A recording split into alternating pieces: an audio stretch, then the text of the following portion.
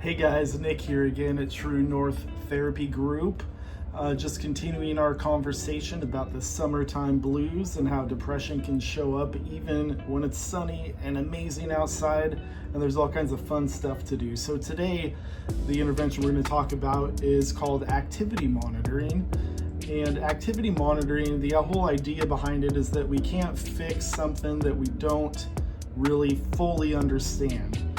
So depression can feel really random. It can just come out of the blue and smack us upside the head, and one day we just feel really heavy and unmotivated and exhausted, disconnected, and it can just seem like it comes out of nowhere. So the thing about depression is that it has patterns, and activity monitoring can really help us identify those patterns. It's a tool that just really allows us to evaluate what's going on and what we're doing without judging ourselves. We're really kind of looking at this as if we're a scientist collecting data. So what is it? What are we going to track? We're going to track things like mood, sleep patterns, our energy, the kinds of food we eat, our nutrition, movement throughout the day, social contacts, things that we are avoiding doing, the amount of screen time, what we're consuming, if we're doom scrolling, things like that, how much time we spend outside, meaningful activities that we engage in throughout the day, and then even just tasks that we've completed during the day. So why does this matter? Depression often tells people to do less, like stay in bed, cancel your plans, avoid responsibilities, scroll, and isolate. The problem is that those choices can have long-term impacts. It might give us some short-term relief from those feelings of sadness, but what it does is it actually perpetuates depression. It puts us in this avoidance loop where we avoid doing the things that are actually going to make us feel better.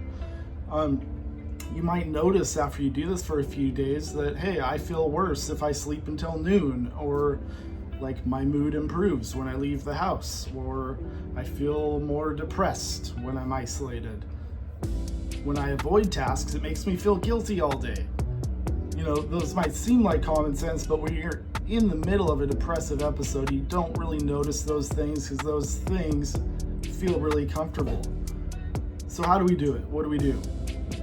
So track your day in simple blocks. So like grab out a notebook and a pen and start writing. Write down the activity, the time, and then rate your mood from 1 to 10. So you could have a block that's maybe 8 a.m.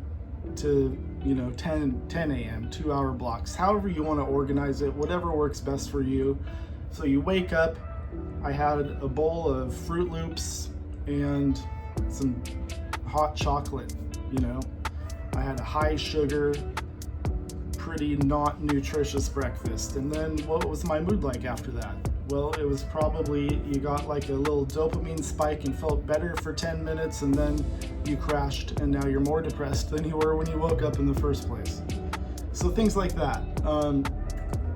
What this is going to do is over a period of a few days to a week of monitoring the activities and then the associated mood, rating the mood on a scale of 1 to 10, that's going to give you some data that you can work with, right?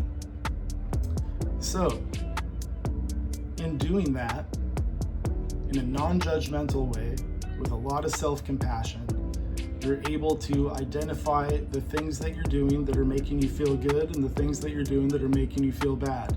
And this seems very simple, probably because it is, okay? But we don't often get really intentional about trying to identify the solution when we are in a depressive state, because all we want to do is cuddle up in bed and feel sad, which unfortunately just makes us feel sad. So I hope that that's helpful. Give it a shot. Let me know in the comments if you tried it, if it was helpful, if you're able to identify some things that can kind of elevate your mood and some of the things that maybe make you feel more sad. I hope it works for you guys. Thank you for tuning in, and I'll see you next time.